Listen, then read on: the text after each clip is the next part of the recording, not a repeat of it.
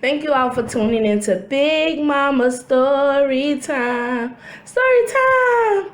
Don't forget to like, subscribe, comment to my page. Here we go.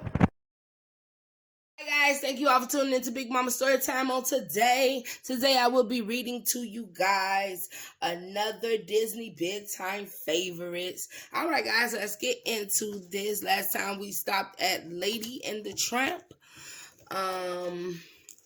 Babysitter. So this time it will be Peter Pan. Captain Hook's shadow.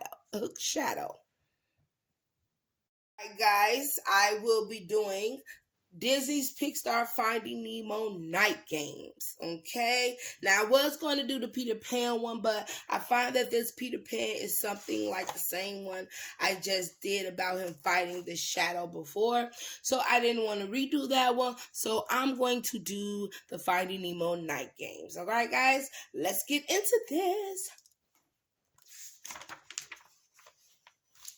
Nemo was enjoying the perfect afternoon. He was playing tag with his octopus friend Pearl. The two friends chased each other from sponge bed to sponge bed. "Tag, you're it!" Pearl giggled as she tapped Nemo on the back with one of her 8 tiny tentacles. "Bet you can't catch me." "We'll see about that," Nemo said as Pearl jetted away, kicking up a large cloud of sand. Nemo flipped his fins faster and chased Pearl past the edge of the sponge beds. He was just about to tag her when he spotted something tall and wide up ahead. "What is that?" he shouted, pointing the fin over Pearl's head. "What's what?" Pearl asked. "Come on," Nemo said. "Let's go check it out." You shouldn't always check everything out, guys. I'm just saying. Curious minds. Nemo swam toward the looming object. It seemed to wave at them in the gentle current. "Wait for me," Pearl called out. Getting closer, Nemo let out an exciting yelp. It was a huge seaweed bed. The bed was a giant maze of green and red seaweed, from spots where almost too dense to swim through, while others formed small pockets of open space. Pearl and Nemo had never seen it before. "This looks like the perfect hide-and-seek spot," Nemo said to Pearl. "Want to play?" Pearl looked around nervously. The sea had started to turn dark. "I would love to, Nemo, but I think we should head home. It's getting late and both our dads will be wondering where we are."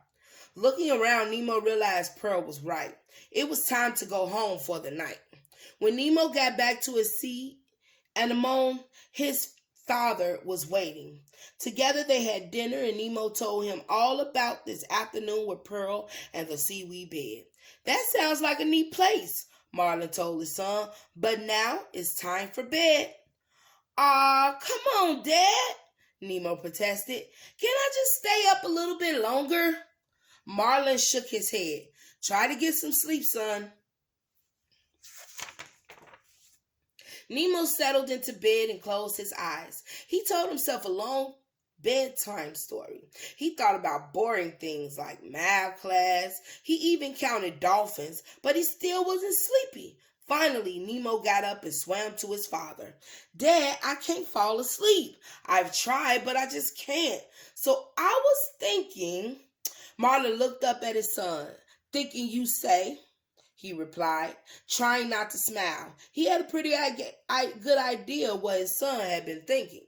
"What exactly were you thinking, son?" he asked. "I think you and I should go to the seaweed bed now. That way, you'll know it's safe, and I can go there tomorrow and play with my friends. I promise when we get back, I'll go right to bed. Please?" Nemo begged. Marlin looked at his son's hopeful face. Seeing the seaweed bed for himself did seem like a good idea. "All right," he said finally. "Let's go take a look at this new find of yours." "Yes!" Nemo shouted, flipping over in excitement. "Let's go!" As Marlin and Nemo swam through the reef, Nemo realized he was glad to have his father with him. Everything seemed scarier in the dark. Squinting, Nemo looked for the seaweed bed, but in the dark it was nearly impossible to see anything. Son, Marlin began, are you sure the bed is out this far? Nemo nodded. It is. I know it is. I just wish we could see a little better.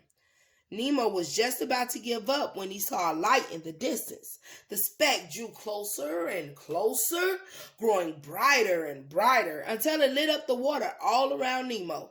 In the middle of the night of the light was the strangest fish Nemo had ever seen. That is an odd fish, guys. Really different, but actually cool. The new fish had giant lights under his eyes. Hi, I'm Nemo, Nemo stammered, amazed. Hi, the other fish said in a friendly sing-song. I'm Lumine.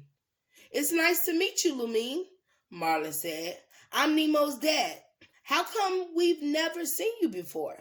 Lumine fluttered around, causing her light to waver and flicker. My family and I are nocturnal, she said. We swim and play at night while everyone else is sleeping. Dad and I are being nocturnal too, Nemo said. We're looking for this big seaweed bed I found this afternoon. Do you know where it is? You bet I do, Lumine said. That's where I live. Follow me. That was nice of her.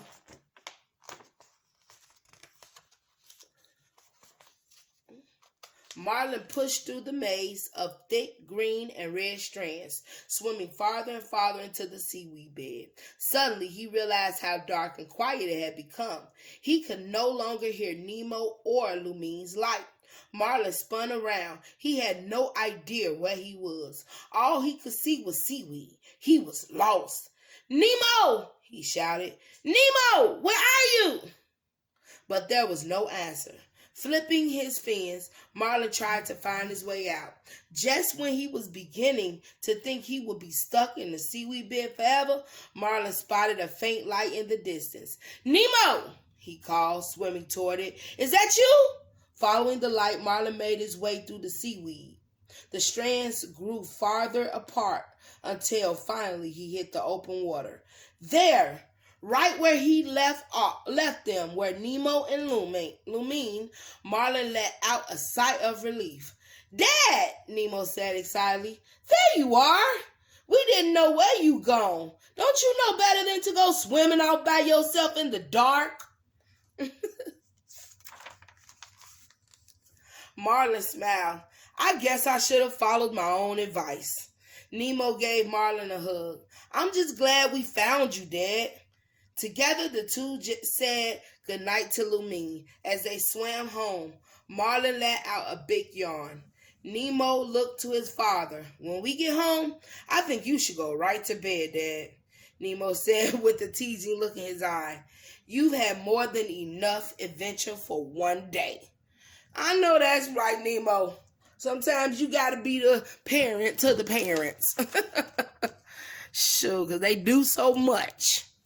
All right, guys. Thank you all for tuning in to Big Mama Story Time today. Please don't forget to like, share, comment, and subscribe to my page if you haven't done so already. All right, guys. Bye.